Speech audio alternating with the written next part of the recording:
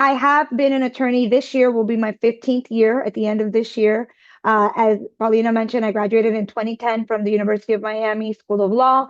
And I would say for at least well over 10 years, I have been working in immigration cases. In the last 5 years, a lot of immigration, and I work an array of different cases from family petitions, which is with directly with United States, services, all the way to removal proceedings, bonds, and we're even getting into appeals now these days because of the different things that are coming up with the cases, with the immigration cases. So I am here to talk to you all about mostly the things that are affecting the South Florida community. I understand a lot of you are involved and you have folks that are very scared. Immigration has always been a scary topic for anyone that is not from this country, right? The thought of being deported or being ripped apart from your family, I've always said it's the equivalent of somebody being sent to jail, or in some cases somebody feeling like they're dying, right?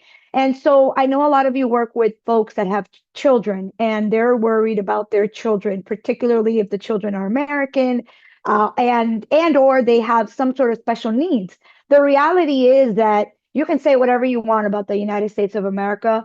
The resources that we have here that are put in place to help children, particularly children with needs. And I can say that from personal experience. I am a mother of 3-year-old twins, and one of my twins came out with some issues that I was able to participate in, for example, the Florida Early Steps program. So I am fully aware that we are like no other country. I'm sure there are other countries that have resources as well, but many of the folks are facing deportation to countries that, you barely have enough to feed children, let alone focus on any other special need that a child may have, such as autism or growth restriction, like it was in my case. So I understand that for a lot of parents, the idea of being sent back, even if it's voluntarily back to their home country or anywhere else that's not the United States, particularly when they have children with special needs, can be devastating. And I also understand that for some of them, these parents, they may have to make the very difficult decision of, do they take the child or children with them, or do they somehow make accommodations to leave these children behind? And I can't imagine having to make that decision. I think of parents that have to give their kids up for adoption, right? It's a very difficult decision to make, and that selfless act of putting your child first, but yet maybe never seeing them again, right? Maybe never being able to come back. Maybe this child can never travel, can never get on a plane, will never have the ability, whether physically or financially, to ever see their parent again. So I did want to touch briefly on that because I know a lot of you, if not all of you, work with families. And I wanted to just kind of get the somber part out of the way and then maybe give some hope and better news towards the middle and latter end of this presentation, which is, I think, for parents that have any significant real fear that they could be deported, they need to start planning this as if it was their death. And I say that very somber in that sense. You need to think the same way any of us here would plan what happens to our children if we died, is how I would connect the dots. And again, very, very somber sounding, I know, but that's how I would start off. And so thinking about, for example, if I were to pass away, me, Jennifer Pratt, tomorrow, both my husband and I together, tragically, we were together and we passed away. Who's going to take care of our girls, right? And so we've had that difficult conversation, and we know who we want to take care of our children if that were to happen.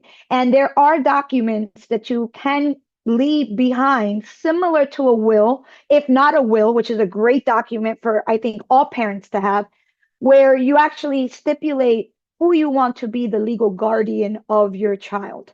Many of us, I think, assume it'll be the grandparents. Florida does not have grandparents' rights. In fact, no one has rights over your children in Florida, and I can only speak to Florida. I'm only licensed in Florida. And by the way, I should have prefaced this by saying none of this should be taken as legal advice. This is general commentary, and if you wish to have a consultation with my office, I'm sure Paulina will be able to provide you with my contact information and we can discuss. The consultations are always free. And you will notice very quickly, I am a talker.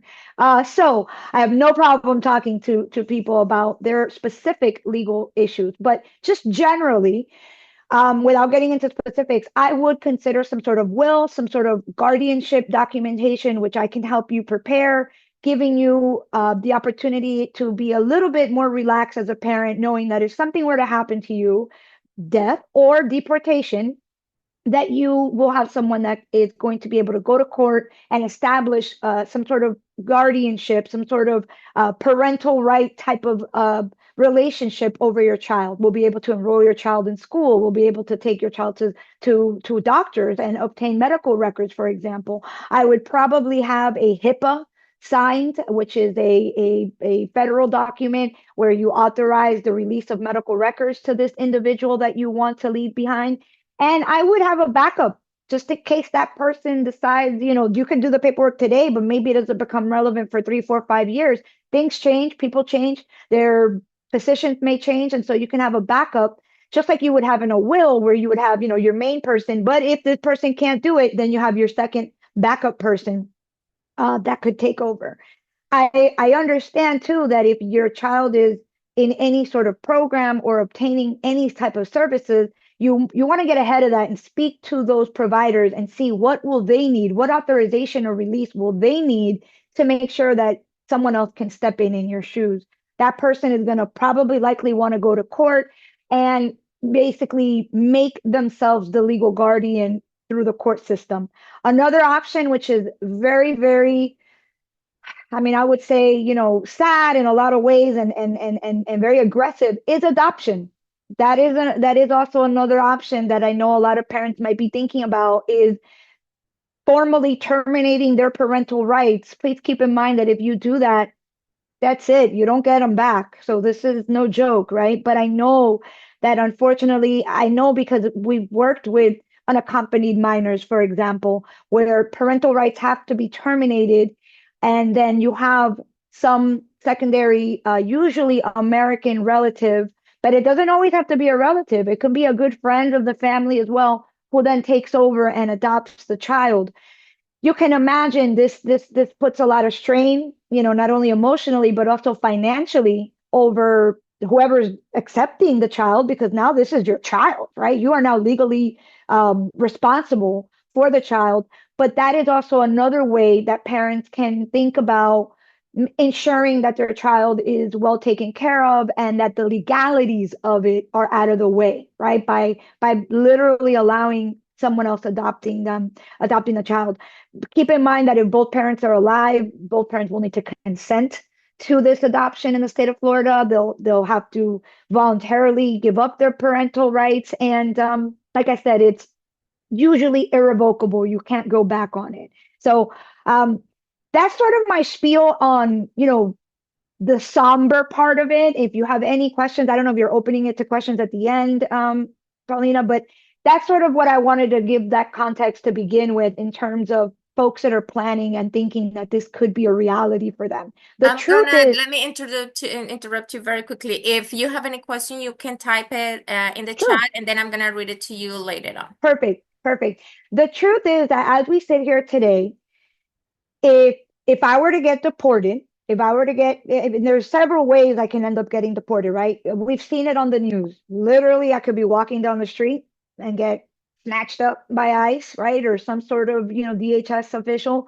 They may ask me where are my children, but they're not DCF, right? They are enforcing deportation, either orders that may already be on the books or looking to put me into some removal proceeding. Removal proceeding is how we call it, which is the court name for the process of starting to be deported in court. And some people don't even get to see a judge. They're expedited removal proceedings where you get deported, within days of being detained.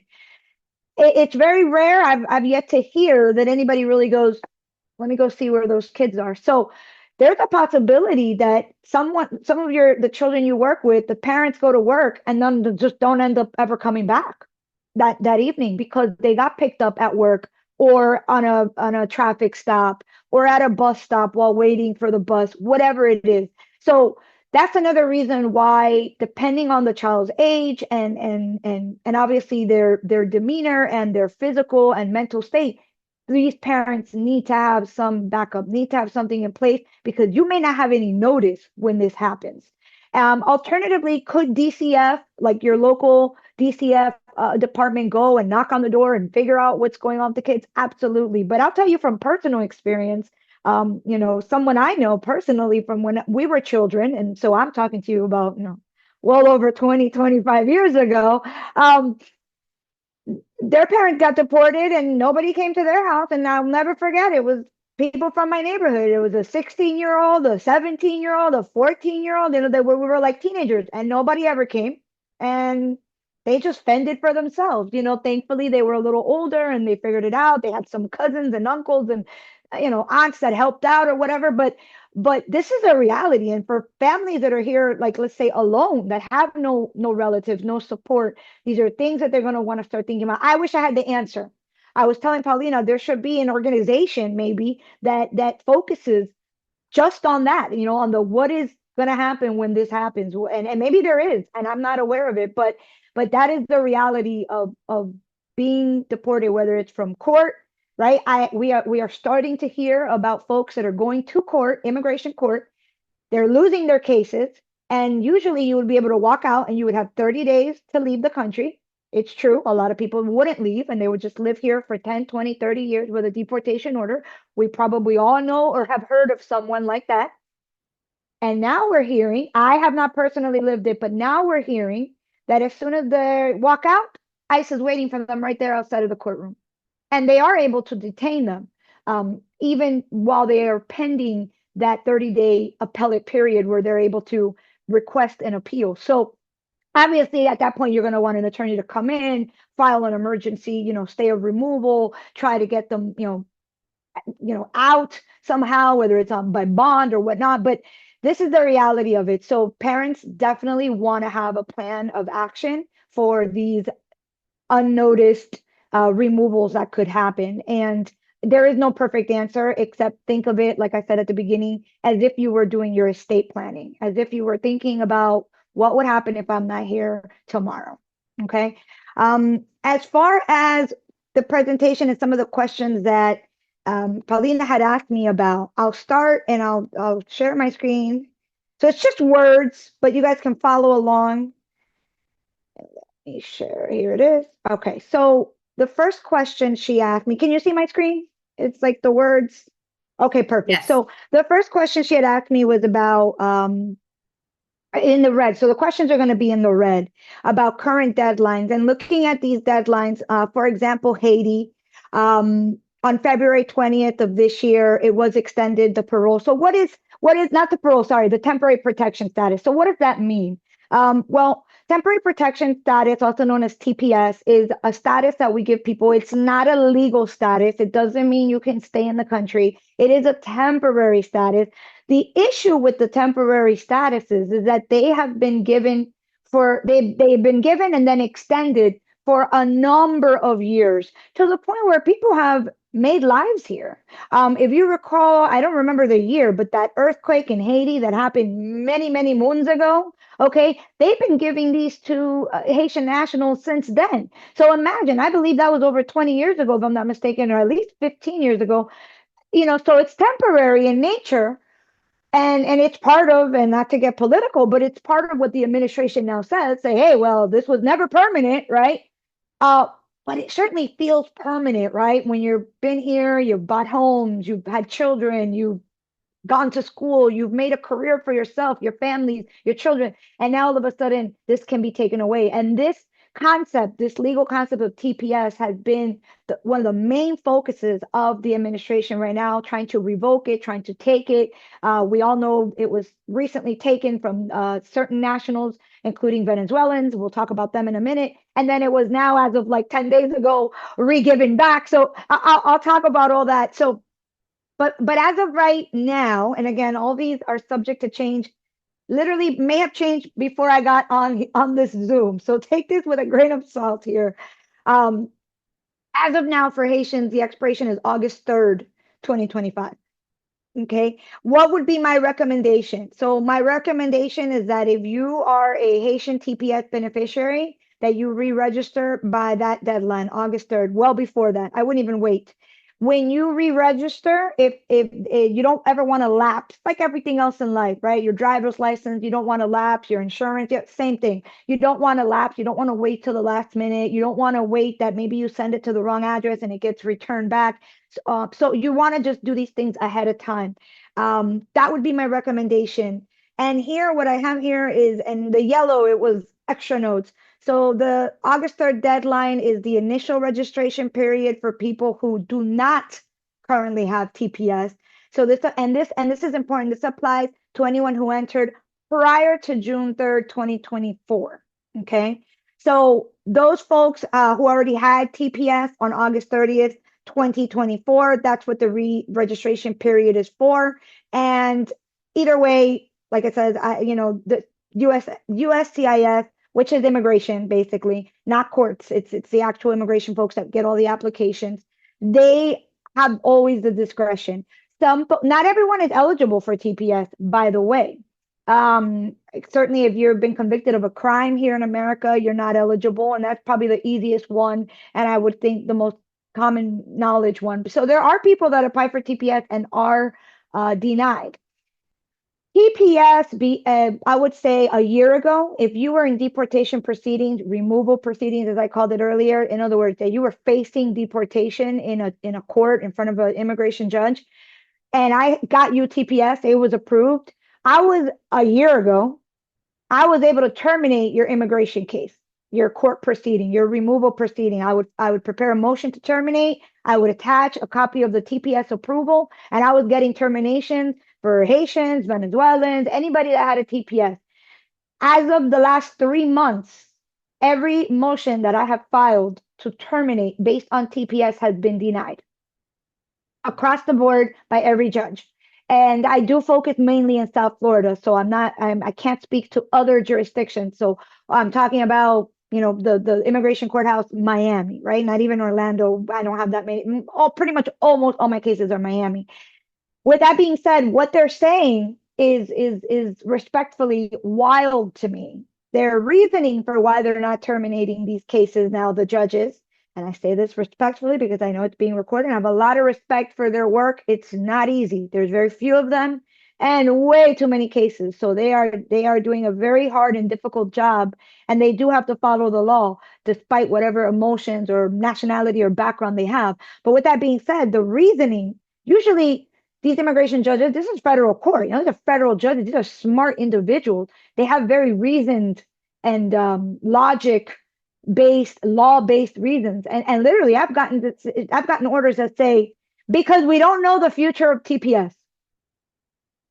Wow, because we don't know the future. I mean, so that's what it is. Now, we know that there have been some changes since I've gotten those denials, and some folks now do have their paroles or their TPS for a certain period now. They've been reinstated in many of these cases, thanks to the judicial system and the appeals that were done and the stays, which is like a pause. A stay is when you pause something, when you put a hold on it.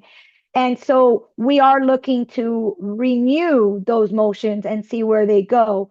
You can also ask if you don't think you'll be able to get the case terminated, which means like completely dismissed, completely closed, meaning that immigration officials would have to refile and start a new case against you, so to speak, and find you to mail the notice to appear, as they call it, to you. Then I'm also asking in the alternative that the case be administratively closed. Why does that matter? Why would anybody want to not be in court? Well, for obvious reasons, right? Because if you're in court, every day that you're in court, you risk that you may get a deportation proceeding when your final hearing, or as we call it in immigration court, your individual hearing or your merits hearing comes up for trial. Like that's like your final hearing, that's like your trial, that's where the judge hears your case. And many of these folks, the relief that they're seeking, the defense, let's say, to the immigration removal proceeding is usually asylum. I think that 25 years ago, a lot of people were getting asylum. It was like, yeah, I got asylum, no big deal. But without being somber again, if you look at, and this is public knowledge, you can go into Google and you can look up the judge you have, your immigration judge. You can look up the percentage of approvals and denials that the immigration judges have on asylum cases, and the numbers are bleak. They're very low. People think it's so easy. I'm just gonna no, they're difficult cases to prove many times. And a lot of times what harms those cases is that there's no evidence, right? Think about it. If you're so scared of your country, you don't usually sit around and say, well, hold on, before I run away in the middle of the night, let me get all my evidence of all the things that they've done to me, and let me get my newspapers and my medical records and all the things that could show all the persecution and harm that perhaps the government has done to you in your country, or some other group that the government cannot control, for which is the basis of your asylum request. So a lot of folks walk into the courts and all they have is their testimony. And I'm not suggesting that that's not enough. You can win an asylum case with just your testimony, but it is difficult, and they are, the burden is high, and the percentage of approvals are very low. So keep that in mind. And this is why, if you have TPS right now and you're in a removal, a court proceeding, I would highly suggest that you attempt to terminate, or in the alternative, administratively close your case, so that you're not facing the finality, which would be that final trial, which is called the final hearing, the individual hearings. For Cuba, they had the humanitarian parole program. This popped off probably about like a year ago. It was unprecedented. It was unheard of. People were so excited. You didn't have to show proof, pretty much nothing, as long as you had an American sponsor. There were a lot of side businesses being done. People were selling themselves as sponsors. I mean, it was just a lot. But a lot of people came into the country. They say probably well over 500,000 people came in through this program that was offered by the previous administration. What happens though is that, yes, they came in, it was a parole. So parole is usually based on humanitarian. So TPS is a protection status because something horrible is going on in your country, right? Haiti after the earthquake, TPS. Venezuela, civil unrest, TPS. Other countries that have gotten TPS, for example, Afghanistan, right? Ukraine. So some sort of really bad thing happening in the country. Parole is different in that it's not connected to the country per se, but rather perhaps something with you. And it's usually a humanitarian thing. So we probably heard of folks that, were dying, needed some sort of cancer treatment that could be offered here. A lot of children, for example, at Nicholas Children's Medical Hospital, they get flown in from other countries to seek, and they usually come on what's called a humanitarian visa or a humanitarian parole. So the humanitarian parole program was just that. Part of the reason there's been a lot of discussion and thoughts that this program shouldn't be, it's because the truth of the matter is it was open to anyone. You didn't really have to prove that you needed it.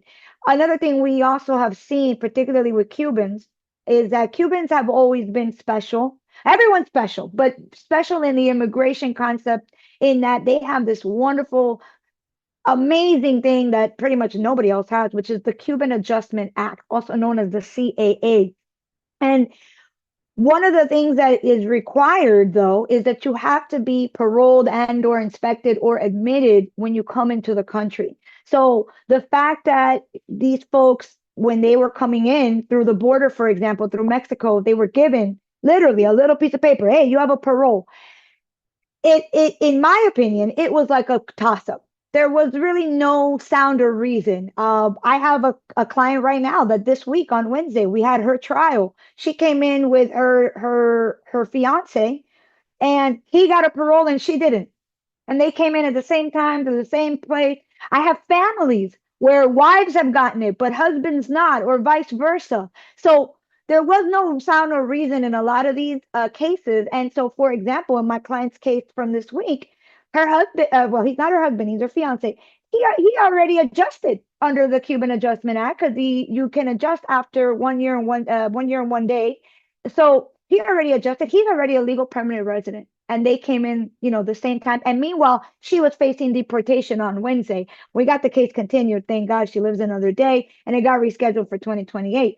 But she's still under the gun, right? And there's really no rhyme or reason to it, in my humble opinion. But you can also apply for humanitarian parole. With that being said, the recommendation right now for Cubans, as you see here, is that if you've been in this program, you need to seek and identify alternative immigration options.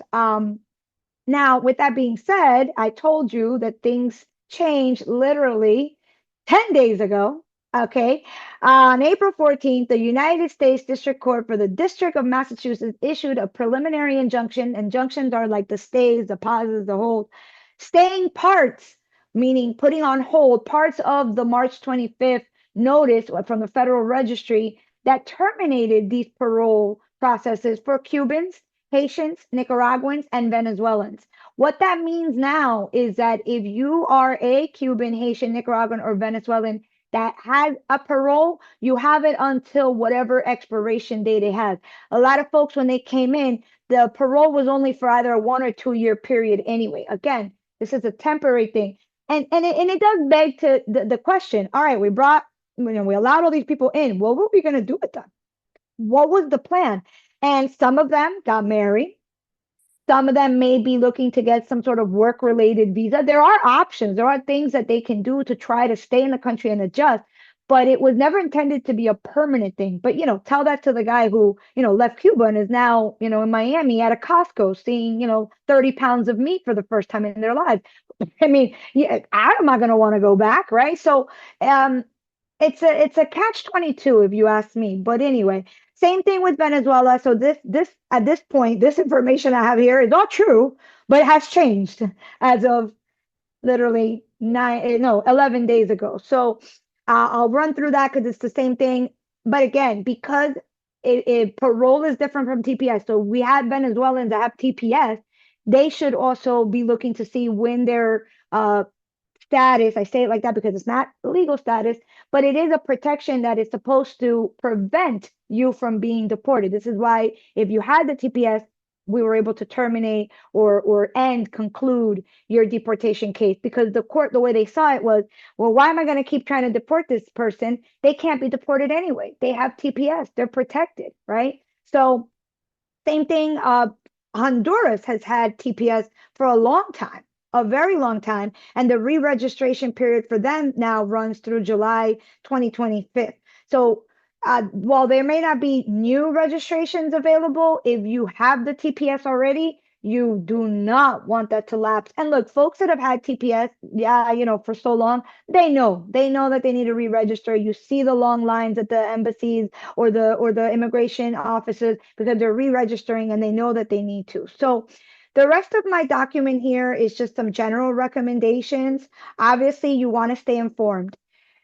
This website, the U.S. Citizenship and Immigration Services, which is USCIS, is extremely helpful. They do post almost immediately any new, event or change in the law. And I'll be honest, it's pretty easy to read.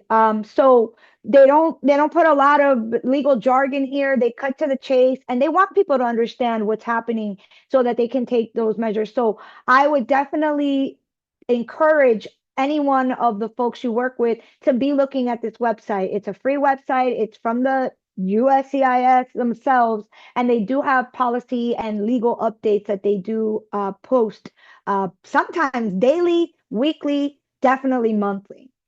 Needless to say, guys, seek legal counsel. One of the biggest things that I see, particularly in the Latin community, is, and again, I say all of this respectfully, is the notarios. Let's just go right to it, right? Why? Because in our Latin countries, and I say our, even though I was born and raised in the United States, but I am the product of immigrant parents. My family is Colombian.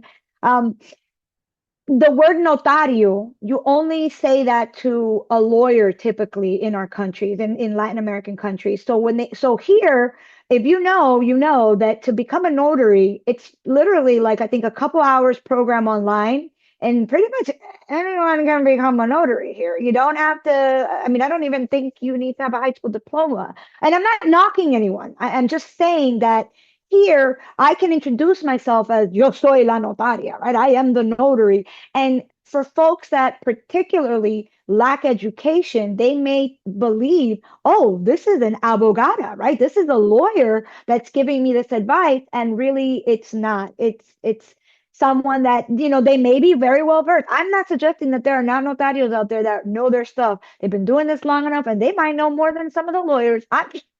It's just like paralegals, right? You got paralegals that sometimes know more than the lawyers.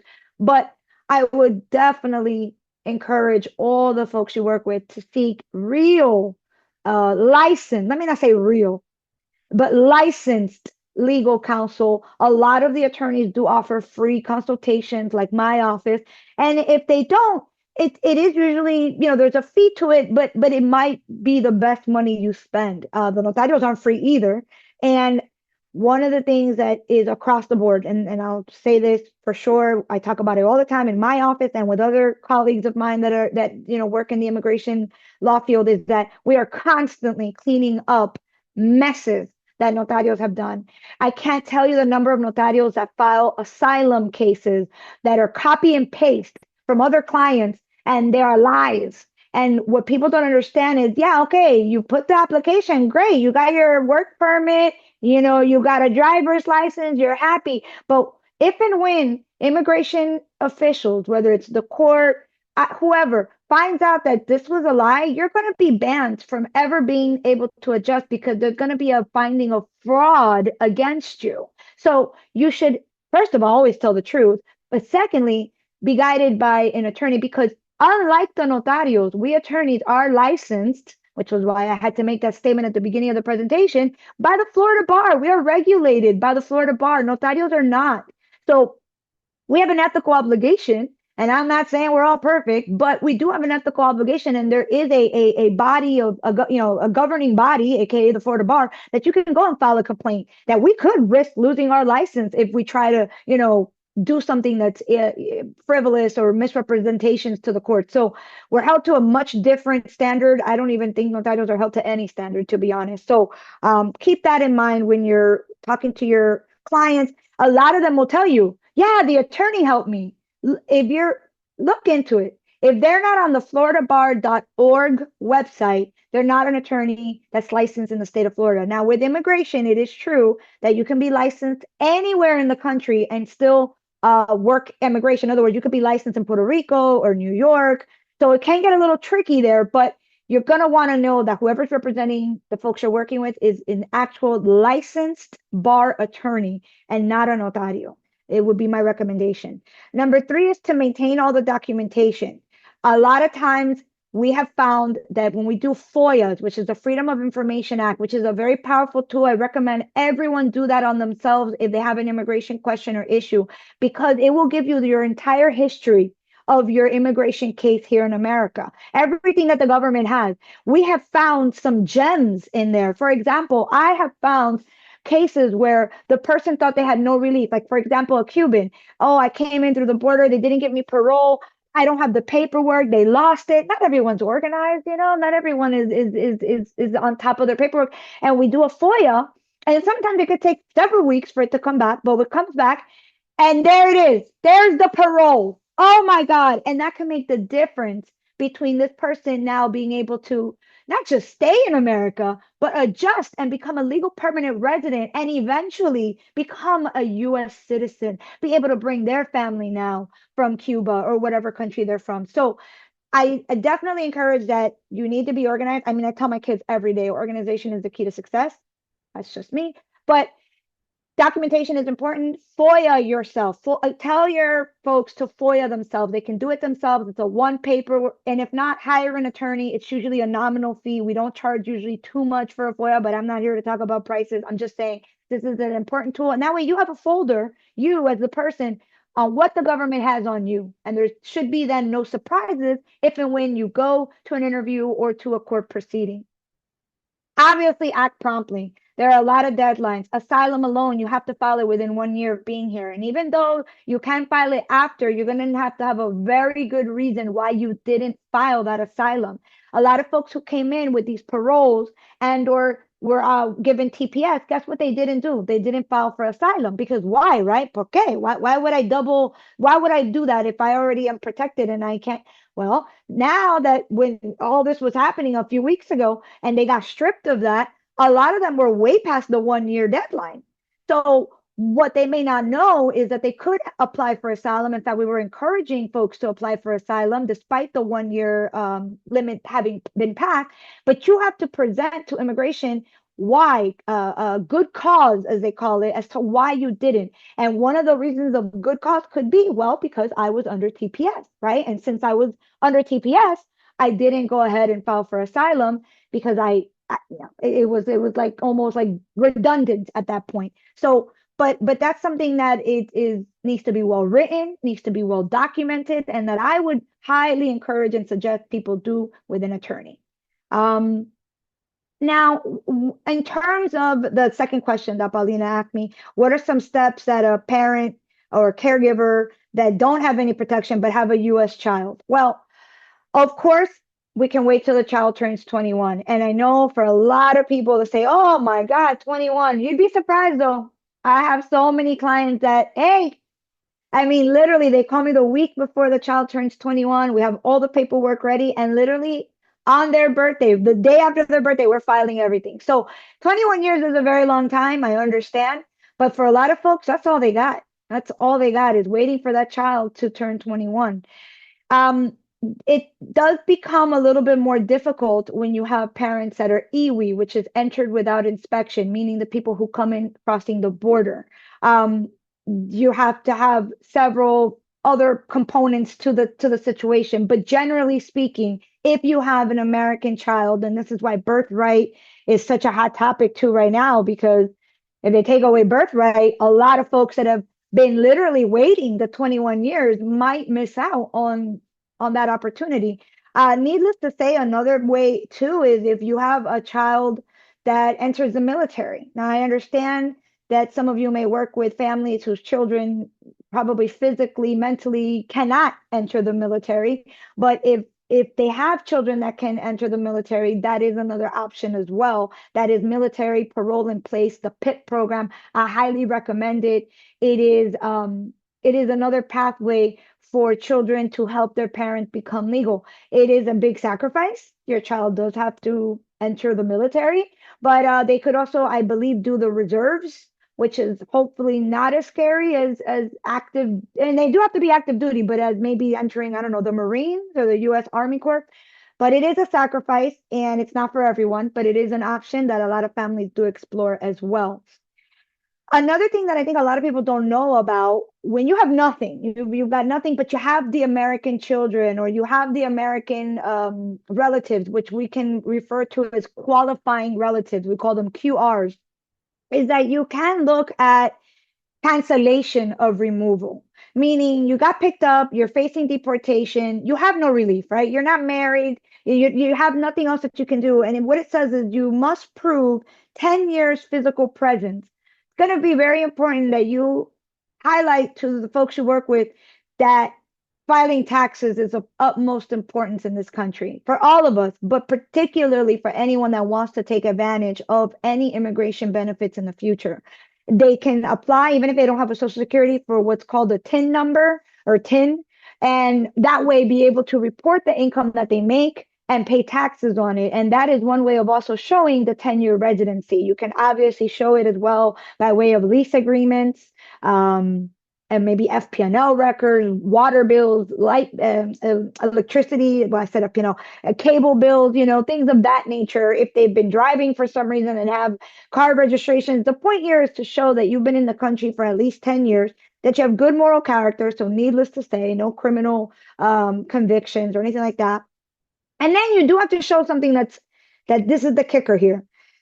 You have to show that your removal, in other words, your deportation, would cause what they refer to as exceptional and extremely, so it's a high burden, unusual hardship to your US citizen or LPR children, LPR meaning legal permanent resident children. So and everybody of course says, oh well, yeah, they wouldn't have a home. So it can't just be only financial. It should be more than that. And when you work with an experienced attorney that has handled these cases like my office has, we can help give you the tools to show how it would in fact be in exceptional and extremely unusual hardship.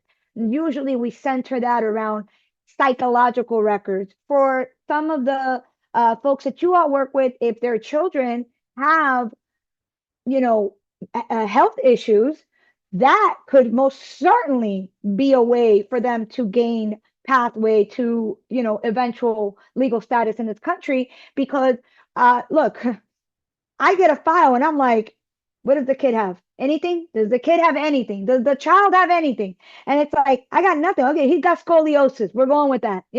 Like we're pulling teeth here to see, and like it's so ironic because what parent wants to walk in and say, yeah, my kid has a bunch of mental health and physical issues? Nobody, right?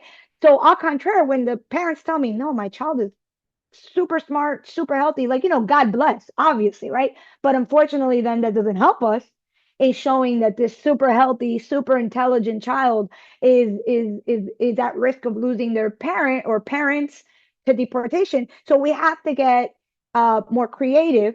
And that's where usually psychological reports, for example, come in, right? How the child could be psychologically affected if one or two of the parents were deported. So a lot of different ways to come across that, but that's an excellent option for a lot of people who qualify, if you qualify. We also have U visas. I don't think a lot of people know that if you are a victim of a crime in the United States of America, you can apply for a U visa. Now, these visas, a lot of people apply for them. The wait is super long. And in the interim, you may get deported. There used to be this sort of you don't get deported if you have the U visa, but we're seeing more and more now people getting picked up despite having pending applications of this sort. So, what does it say here is the parent has been a victim of a certain crime, and you have to have cooperated with U.S. law enforcement. So you can't, get robbed or, God forbid, raped or anything horrible, and then not go to the police or say, "Oh, I don't want to prosecute." You have to help. You have to help prosecute. If the child is the principal applicant of a U visa, by the way, so let's say the child was the victim of a crime, the parent of the child can be a derivative of that child's application, but that child must be under 21 years old. So that makes sense, right? Because if I'm a child under 21 and I'm filing to stay here in this country, my parents should be able to stay with me too, so that I'm not, without a parent here. So that's one as well that can be used for some folks if you qualify. Again, sad to hear that you're a victim, but if you are a legitimate, real victim of a crime and you've cooperated, you should explore that option. We also have VAWA, which is Violence Against Women Act, and this is if the parent was abused by a U.S. citizen or LPR spouse or child, they may self-petition. I actually had one where it was the man. A lot of people will say, well, it says women, yes, but men can apply too. And this man, because not only women are victims of domestic violence, guys, men are too. Okay. This man was physically and verbally and mentally abused by his wife for years, and we had documented proof of it. And actually, we just got the approval like 3 months ago. He's approved 100% moving forward with his residency. It took years, not gonna lie, years, but it was a way for him to legalize himself here in this country, having no other option. With regards to obviously asylum, we spoke about before. When I mentioned asylum is a really hard to get, I'm not lying. It is, in my opinion, in terms of statistically. But the good news too is that if for any reason your asylum case is denied in court, with your application, there is also something called withholding of removal or CAT, and so the Convention Against Torture. So you could still probably get a withholding, which is the court says, hey, we're not going to give you asylum because asylum, after a certain time, does lead to residency. Asylum, if you get asylum granted, does lead to eventual legal status. A withholding does not. I want to be very clear. Withholding does not. I know we've all heard about the gentleman, the father from Massachusetts, Mr. Abrego Garcia, who is now in El Salvador. I mean, unless you're living under a rock. I don't know how we haven't heard of this gentleman. And, there's been a lot of back and forth, but he had withholding. So when people are saying, what did he have? And he had, my understanding is that he had a withholding order. So what does that mean? That does not give you legal status in the country, but it is an order from a federal immigration judge that says this person cannot be deported. By the way, that's why it's such a big deal that he got deported, because there was an order that said he wasn't supposed to get deported, because there's some sort of legitimate fear or reason that he could be tortured if returned back. And I don't just mean him, I mean any recipient of that. So there is hope. And just because maybe you don't have a very strong asylum case doesn't mean I wouldn't still encourage you to apply, because you may still be able to get the withholding or CAT as part of that proceeding. It's the same application is everything. So it's all there. Obviously, one of my, I guess, most common ways is adjustment through marriage, right? What I would definitely advise, though, is that it needs to be a bona fide, real marriage, right? You don't want to find yourself trying to lie to the government. Believe me, they've been doing this for long enough. They will catch you. And maybe they don't catch you right away, but they're going to catch you eventually, because then later on you apply for citizenship or this or that.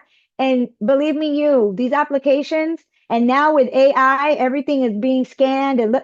So you want it to be a real marriage. And how the government establishes whether or not you've committed fraud when you're trying to get your papers through marriage is whether or not at the time of the marriage, was it done? And I'm talking to you guys in very layman terms. I want you to understand me. Was it done with the purpose or with the intent of getting immigration benefits? So, for example, you have Pepita and you have, Daniel, and Pepita wants to marry Daniel. And look, the truth is, Pepita only wants her papers, but she doesn't tell Daniel this, right? And Daniel's really in love with her. And as far as he knows, this is a real relationship. They're very much in love and they get married. If it's inside her head, it's one thing, but it's obviously very different if it's something where people are doing a transaction, people are being paid to get married or getting any quid pro quo for it, any consideration alone from love, I would be very weary of. And even when your marriage is real, you can find yourself under the gun. The questions that are being asked these days at the interviews, for a period of time, there were no interviews. The petitions, if they look good, we're just getting approved. Now everybody's getting an interview again. And I have my first one of this year next month. And what I'm being told by my colleagues is that right now, when you go to these interviews, they're separating you right away. Doesn't even matter if they think, and look, this is general information. It's not going to apply to everyone's case, but something to be wary of. If you have someone that's pending an interview, first of all, I would go with an attorney. A lot of people ask me, but doesn't it look like I'm guilty if I walk in with an attorney? Doesn't it look like maybe then the marriage is fake because we walk in with an attorney? No, it looks like you have representation who is there to protect your rights. And I can't tell you the number of times I've had to put my foot down at an interview, and because I was there, not to toot my own horn, but it's just the truth, the interview went completely different than what it probably could have gone if I hadn't been there. Okay, so I definitely recommend people go with an attorney. People say, oh, but this is simple. We're really in love. Even when you're really in love, as we say in Spanish, te cogen para atrás, para adelante. Okay, they te enredan, they get you, and they just ask you questions. And look, you ever seen the marriage game, the newlywed game? How many people get the answers wrong? It's just the truth. One of the questions they ask, like, what did you get your husband for his birthday last year? Do you think I remember? And I'm in a real marriage. So, and not only that, you're already nervous, right? You're already nervous. You're walking into this federal building. Everyone's got a smug face. You're going through security. The whole process is nerve-wracking. So I definitely encourage people to prepare. Okay, even like it doesn't matter. Yes, your marriage is real. Prepare. At my office, we do a full preparation. We do a full interview preparation. We give you questions. We role play. We make sure that despite the fact that your marriage is real, because otherwise I'm not interested, obviously, that you are prepared, because you're going to get questions that you probably never even thought about before and that you may not have the answer to. And that, oh, you didn't know? Oh, then the marriage is not real. When you entered the marriage, it wasn't bona fide. And so things like that, having pictures for your weddings and things like that, all those things can help. You can get a big misconception is that people think they have to marry a US citizen. No, you can marry a legal permanent resident and also adjust. The problem is it's going to be much longer. And depending on how you came in, you may or may not need a waiver, but that's irrespective anyway. A waiver if you came in, if you entered the country through the border or not. So what I mean by that is a lot of people come in maybe on a tourist visa and then they just overstay, right? But that means that when they entered the country, they entered legally, right? Because they had the tourist visa versus someone who walks in through the border illegally, so to speak. By the way, I hate that word, but yeah, you know what I mean. And then in some cases, you can, ask for some sort of deferred action. We all have heard of DACA. Obviously, now that program is non-existent, but people who had it have been able to renew. I've had no issues renewing all my DACA recipient beneficiaries. So it is case by case, but it's very difficult. So I've mentioned about keeping the record, avoiding any gaps, beware of the notarios, etc. Another question Paulina said was, what would I do if a federal agent were to approach you? We were talking off camera before we started. Well, first things first, don't talk. Don't give information. I have a little card. I'm happy to send it to you, Paulina, at the end here that folks can print.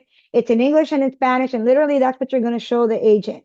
The less you say, and ideally say nothing, the better. Insist on people think that because I'm here without status, I don't have rights. The Constitution applies to everyone. Okay. You have a right to remain silent and you have a right to an attorney. So have an attorney, on speed dial, know the number by heart and demand to speak to someone. Needless to say, don't sign anything. But here I gave like a little scenario, obviously don't run because you may not be doing anything, but now you're evading. Now they got something on you. You're running, right? Don't lie. Don't show false documents. And of course, you have the right to remain silent. You can ask, am I free to go? You can walk away calmly. If you're being detained, then invoke your rights. And that means I invoke my Fifth Amendment right. I invoke my right to an attorney. And if you don't speak English, the officer doesn't speak Spanish, vice versa, you can show that little card. It's in English and in Spanish, and it just has some bullet points that I think would be, beneficial at that point. You might frustrate them. They're not going to be happy and they're going to press you, but that's what I think you should do. I wouldn't answer any questions about your status, where you're from, or how you entered the country. Instead, I would just say, I choose to remain silent. I want to speak to my lawyer. If they come to your house, we're seeing and hearing more and more about agents coming to folks' houses. Our house is our castle, particularly here in Florida. Like, we don't mess around with the house. So, believe it or not, they do have to have a warrant to come into your house. The minute you open your door, you're halfway inviting them in. And it can be misconstrued at times, depending on how the report is written, as if you consented to them coming in. So, what's the best thing to do? Don't open the door. If they have a real warrant, they're going to knock your door down. Yes, and it's going to be scary, but don't give them that in, right? And that goes across the board for any law enforcement official, police, detectives, etc. People think, well, I haven't done anything wrong, so I'm just going to talk to them. Well, that's your first mistake. You can say, I don't consent to entry. And if they say they have a warrant, you can ask them to see the warrant. The warrant, by the way, needs to be signed by a judge. A lot of times they'll just say, yeah, here's the warrant. They literally go like this. Here's the warrant, little paper. And it's not a warrant. And so, especially with folks not maybe understanding or reading English, it's very important that you make sure that if you let them in for any reason, which I wouldn't, but if you are, that it's because they have a warrant. I recently saw the video of an attorney I think he's out of Newark. Big props to him. I forget his name right now. His clients called and said ICE is outside, and that man showed up at the house. I mean, look, I got to tell you, that's unusual. Not all lawyers are going to do that. I don't know if he just happened to be in the neighborhood or he's just a superhero in a suit. But my God, and it's on social media. It's a great video. He goes there and nobody got to see anybody. Nobody got deported that day. It's an amazing video, and it goes to show you that they didn't have a right to be there. They didn't have an actual warrant signed by a judge, and without that, they are not allowed in your house. But they're gonna be very persuasive to get you to let them go into your house. So, same approach at work. Stay calm. Don't talk. Don't give any information. And if you have some sort of card or invocation of rights, so to speak, do that immediately. They also do need a warrant if they go to your job as well. And I would assume your employer would probably ask for that. But a lot of people get scared and they say, you know what, go ahead, get in. And so then at that point, you're gonna want to encourage the people you work with that, hey, stay quiet, seek a legal counsel immediately, because you don't want to say something that then can and will be used against you. Obviously, if the person is detained and they find that they're undocumented, have no status, they will receive what's called an NTA, which is a notice to appear, and that starts the removal proceedings. That point for sure, especially if they're detained, the family is going to want to hire an attorney. Sometimes we're able to bail or bond the person out of the detention center. Doesn't mean they're not still in the removal proceedings, but everybody knows that it's a lot better to fight a case which when you're out, right? And you can go and meet with your attorney in person and go to their office and gather evidence, right? And get your witnesses and whatnot for whatever your form of relief is that it's going to be, versus when you have someone detained. It is, and by the way, when you're detained, your chances of winning your case are significantly less. This is across the board, not just in immigration, but even in criminal cases. And it makes sense, right? You're detained. You can't even go somewhere to pick up a record that you may need for something. So keep that in mind when thinking about, hey, I've got someone that just got picked up. Right away, we want to try and get them out. And if we can't get them out, then we want to work very, very diligently to come up with the form of relief. If it means applying for something like asylum, putting in that application right away, especially if you've seen the judges will usually in that first appearance, for sure by the second appearance, tell you, hey, you've got 30 days to apply. Imagine you're detained and they want you to do your application and do everything as if you were out. And the truth is people do it, but it is a much better process if done with proper legal counsel, in my opinion. So again, some of these are sort of common knowledge, about staying quiet and things like that. But number 4, which goes in line a little bit with my my recommendation about having, a plan, is have a safety plan. Know that, hey, to my daughters, to my sons, if I don't come home after a certain time, call my phone. Let's have a word, maybe like a safe word, something that my family can know as soon as possible that I have been detained by ICE immigration officials. Are federal agents allowed in schools? The short answer has always been no. But like everything with the law, there are exceptions. And a few weeks ago, a couple months ago, there was this huge thing. And I remember telling my partners, I'm going to go to all the schools and I'm going to fight for those kids. And when they show up, I'm going to say, if you don't have a warrant, you're not talking to the.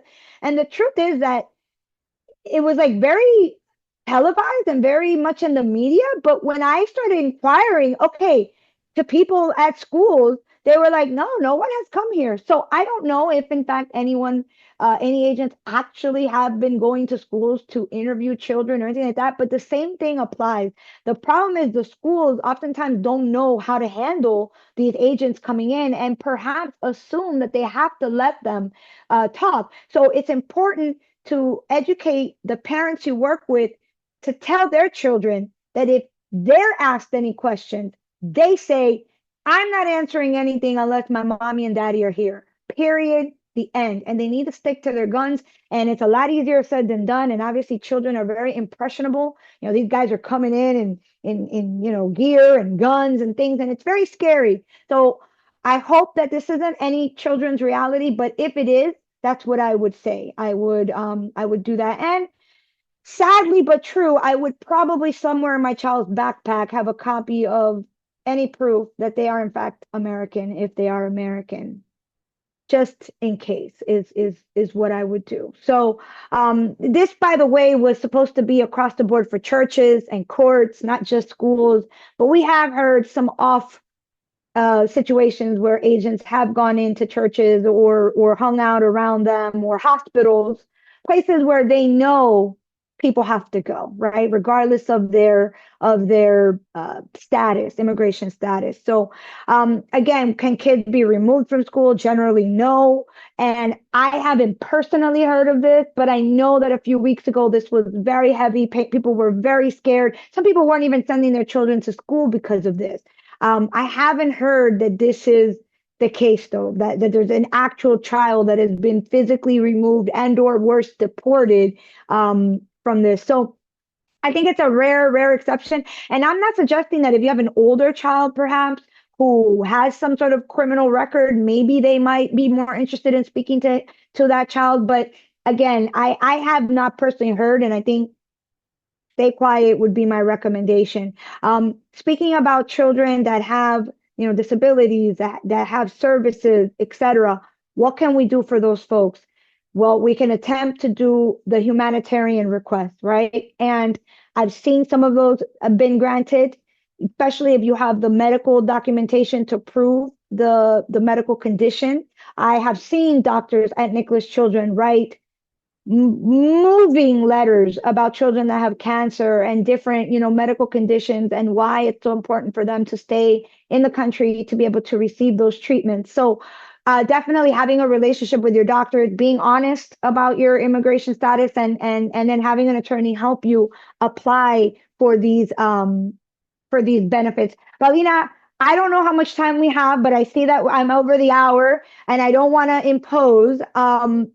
No, But I I'm think pretty I much think we're doing wrapping up. pretty good. Yes, we're pretty good, and you are answering already the questions. I just would like to mention to you a couple of questions that are in the chat, Sure, but I think you're sure. covering through all the conversation. This is really treasured information. Thank you so much. Thank you. Is it safe to ask a family their immigration status for us working with them? Like, do you think like it's any? So you recall a few months ago, and I don't even know if it was this administration or not, they changed the rules, the laws, whatever, that now hospitals were gonna that they have to ask you. And as someone, again, I mentioned earlier, who has a child that has medical conditions, I go to the hospital often.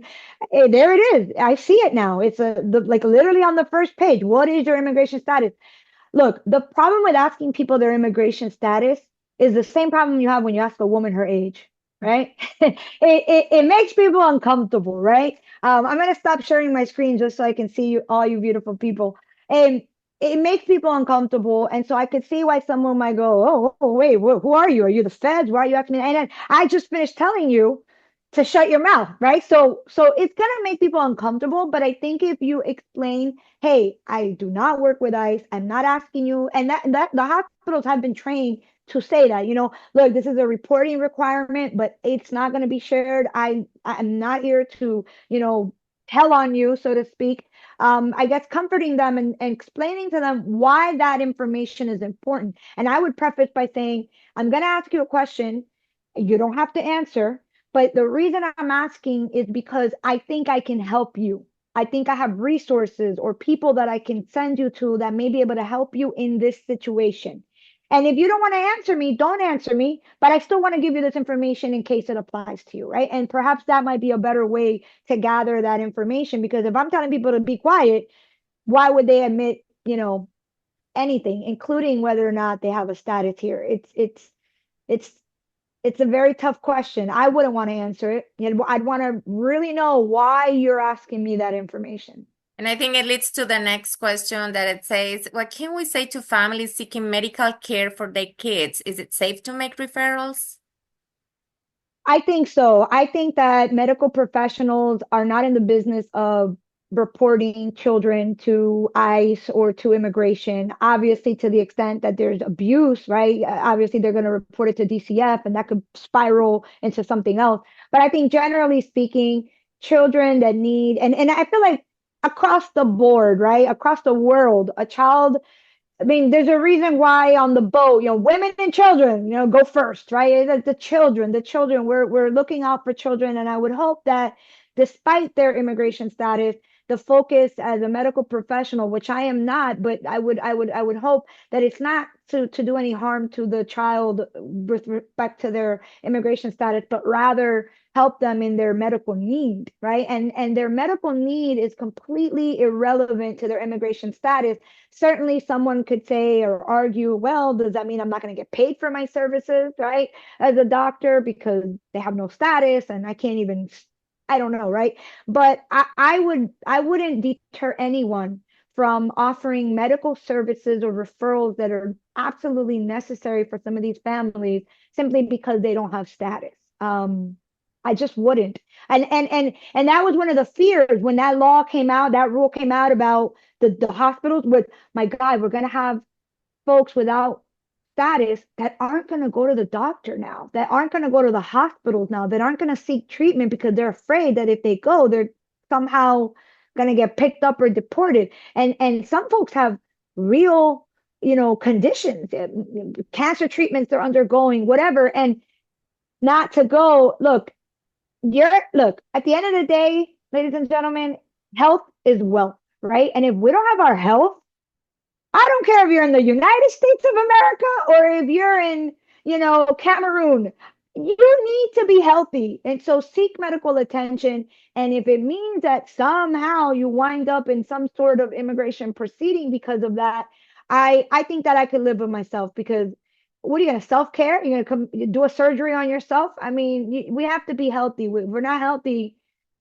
It's not worth living no matter where you are. Thank you. And the other question is like, would you say most parents of children with intellectual or developmental disabilities qualify for extreme hardship, like you were mentioning before?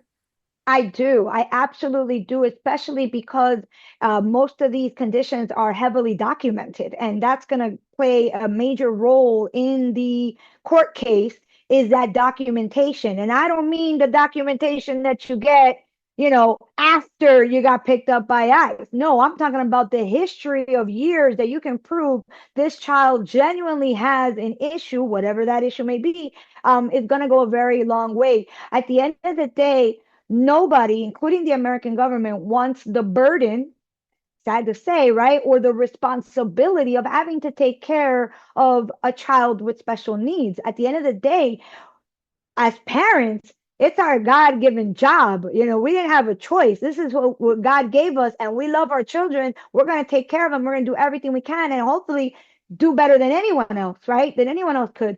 And if we're not there to do it, the government recognizes that this could potentially become something that now the government has to take care of, right? So yes, and this is why for folks that are in, especially if they're already in proceedings and they haven't explored the cancellation of removal, COR, cancellation of removal, if they apply, if they are eligible, sorry, if they're eligible, they should explore this option immediately, well before they're there at the last final hearing, because it is a document intensive process where we're going to want to gather all the medical records, all the psychological records, whatever the condition of the child or children may be, to help show that, hey, if this mother or this father is deported, this is what's going to happen.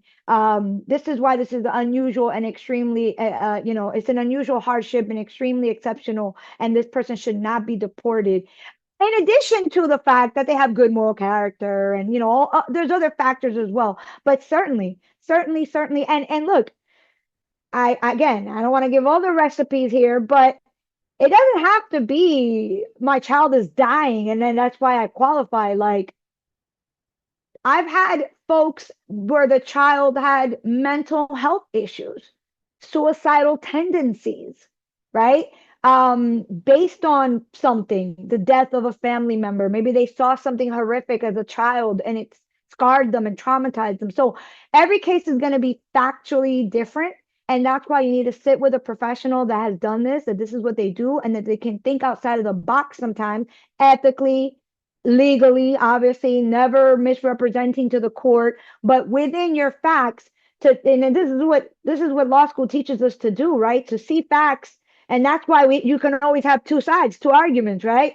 Someone saying yay, someone saying no, and both might sound really good. That's what part of good lawyering is, and being able to come up with an argument as to why this person fits this peg, fits this criterion of, for example, cancellation of removal. I'm so grateful for you being here with us. I don't know if anyone else has because I know we are a little bit over the time and I appreciate you all attending. If you have any question, please unmute yourself and let's take advantage of Dr. Pratt for a couple of more minutes. I have no problem with that. If you want, yes, if you want to unmute yourself, please do it now. And if we have any, we're gonna publish the recording in our YouTube channel. But if we have any other questions, I'm gonna share. Of course, I already did, but the information of your office Perfect. and any other particular question is gonna go to you.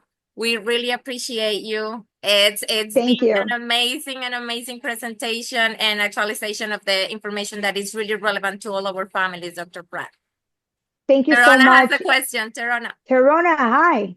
Hi, I have a question. So back to what you said, if you have work, ICE come up to you, ask you questions, you say don't say nothing. Is that the employee don't say nothing or the patient don't say nothing? Because we have to say, we don't have to say anything to them, but we have to direct them to security, and security handles that. So are we, if ICE or the police come up to me and ask a question, am I to be quiet or do what the email told me to do, which is Right. direct them to security?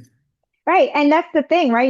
It's a catch-22 type of situation because you've been given direct instructions from your employer on what you have to do and how to handle. And look, I'm glad that there's some training, some indicative. A lot of employers have nothing. They haven't even talked about this. So the fact that you at least have an idea, a direction, is the step in the right direction. Look, I would do exactly what your employer is telling you to do because at the end of the day, you have to protect your job and you don't want it to come across like you're insubordination of some sort of official company or organization rule. With that being said, I don't think that you have to volunteer any information. Like, for example, I don't think if they started asking you, like, do you know if any of your patients here don't have status? Like, I don't think you have to answer that. I don't think Oh, there is absolutely no, not. I I mean, don't think you have to following answer one. anything like that. And your position could be, I'm not answering those questions. Am I being detained? Are you looking for me? Are you here for me? Straight up. And I don't think that you have to answer those questions, but I would direct them to security and whatever, directives your employer has given you so that you don't then find yourself in a situation where you might find, yourself in any Coming trouble to your with law your firm looking employer. for employment. Right, right, right. And then, they might have good cause for why you're in trouble. So, but certainly, again, I don't think you have to point who it is. I don't think you have to give any information. You just do the directive of sending them to security. I think that's actually a great idea. And then let security sit there, and hopefully they've been trained. Let me see your warrant. Let me see why you're coming in. Hold on. And maybe they got to call somebody that calls somebody that calls somebody. I don't know, right? But I think the issue here is just not putting people on a silver platter, right? Not saying, yeah, here Yeah. you go. All these folks right here, nobody here has got paperwork. Come and get them. That would be, I think, a disservice to the community and to the people that you're servicing, who I would imagine feel safe there with you or want to feel safe with you. And they want to know that you have their back. And I don't mean their back like you're going to open the door and let them run out the back, literally, but that you're, like I said, not putting them in a silver platter on a silver platter and saying, here you go, Mr. ICE official, go ahead and take these guys. They for sure don't have documentation. Yeah. And Okay. and Ivan has another question. Ivan, you can unmute. Thank Hi, you. Ivan. Hi, how are you? Good. Thank you. Thank you so much for taking your time to present this information to us. Absolutely. 287G program. Instead of mentioning only ICE, should we also consider other law enforcement agencies? And since has its own police department affiliated through Coral Gables, should we take those same measures with local law enforcement as well? Excellent question. And we're hearing more and more and more about not only police departments, but cities, that are, entering that program. And a lot of them is unfortunately under the threat that they're going to lose federal funding or that they're going to somehow lose some benefit. And so they're being put in, a sort of difficult situation too. And I know that I personally have acquaintances and folks that are in law enforcement that tell me, like, this is not what we want to do, right? FHP officers being told, you can now, right now, for example, in Florida, there was that law that the DeSantis, well before the Trump administration, passed, saying, hey, if you see the immigrants traveling, cross states, and you can pull them over, and if they don't have paperwork, and we know that there were a few people that were arrested, that law was appealed, and it's actually up on appeal, and there have been orders from at least one federal judge that says no one should be getting arrested under that program. So we know that this is the reality, that FHP, local police, other people, not just ICE, I'm glad you brought that up, are, I guess, acting or enforcing sort of quasi-federal immigratory type laws. I don't see why we would treat that any differently. Very respectfully, right? And very affirmatively, in the same way that we would if you saw someone that had the ICE badge, right? At the end of the day, but here's what I also think.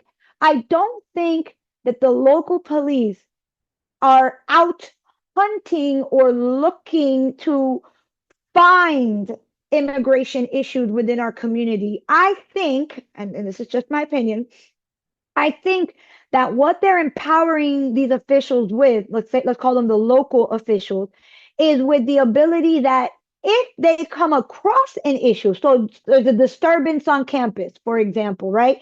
A fight breaks out, or there's a guy that looks suspicious, or a girl with a knife walking around, whatever it is, and they happen to have potentially, they ask them or inquire about their immigration status, then what these programs are saying is you can execute, you can enforce as if you were ICE, right? Some sort of immigratory policy, procedure that now maybe you're working with ICE, right? Usually the law enforcement departments usually don't want to even work with each other, just themselves, right? Their own group or department. But here now they're able to actually call and enforce and work together with ICE.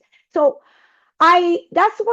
that's the feeling and the feedback I've received from folks that I've spoken to that are in law enforcement, is that they're not like out there like hunting or objectively trying to be ICE officials, but if they come across a situation, a crime, an active crime scene, etc., or an incident, then yes, they may be asking questions that they usually would not have asked, like, what's your immigration status? A police officer local used to never ask you that. It just wasn't even relevant because, why are you stopping me? Do you have probable cause? Have I committed a crime? It wasn't ever about immigration. Now it is. So I would treat them the same, Ivan, to answer your question. But I don't think, just my opinion, that they're out there affirmatively, look, like every profession, there might be a few bad apples that are going to take advantage of the situation and maybe have a personal vendetta or don't like immigrants or want to hurt people. That's across the board. Lawyers, doctors, teachers, you get everybody. We've got bad apples in every area of professionals, right? But I don't think that's their main objective. And but I would still treat their inquiries the same way that I would if it were a federal agent, a member of ICE or Homeland Security. Thank you, Dr. Pratt. Thank you. All right. Do we have any other question? Dr. Pratt, we're gonna have the card to be distributed to all of us. Perfect. I'll email that to you after I'll email that after we hang up. And yes, I can be reached at, my office, 888-88-LEGAL. It's really easy, all eights, and then the word legal at the end. And my Instagram is at Pratt Law, which is my last name, even though I am the co-founder of PraDa Law. And I just, immigration to me, like I said, I'm the product of immigration, I'm product of parents that both were immigrants, and I'm very passionate about it. So anything I can help you, your group, or any other folks that were here today, please let me know. As I mentioned, the first consultation is always free. So thank you very much. I'm so humbled grateful. and so happy to have been here. I'm glad that we were connected. Thank you so much, Dr. Pratt. Thank you, guys. Everyone for attending. Have a wonderful Happy day. Friday. Have a great Happy weekend. Friday. Thank you. Bye. Bye-bye.